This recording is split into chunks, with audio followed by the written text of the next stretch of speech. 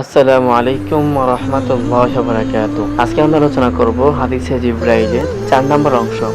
যে অংশের মধ্যে জিবরাইল আলাইহিস সালাম নবী করিম সাল্লাল্লাহু আলাইহি ওয়াসাল্লামকে কিয়ামত সম্পর্কে জানতে চান। তখন নবী করিম সাল্লাল্লাহু আলাইহি ওয়াসাল্লাম জিবরাইল আলাইহিস সালামকে কি উত্তর দিয়েছেন? তাহলে চলুন আজকে আমরা আলোচনাটা শুরু করি।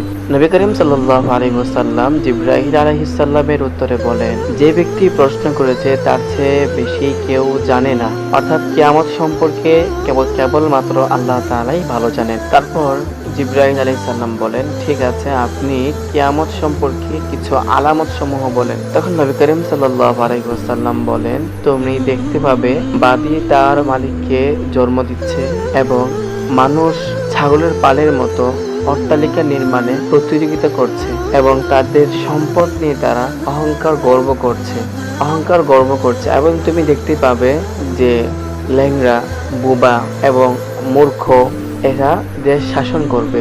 তো আমরা একথা থেকে বুঝতে পারলাম বর্তমান সময়ে ছোট ছোট আলামতগুলো নবী করিম সাল্লাল্লাহু আলাইহি ওয়াসাল্লাম যেসব কথা বলেছেন ওই সমস্ত আলামতগুলো বর্তমান আমরা প্রকাশ পেয়ে গেছি।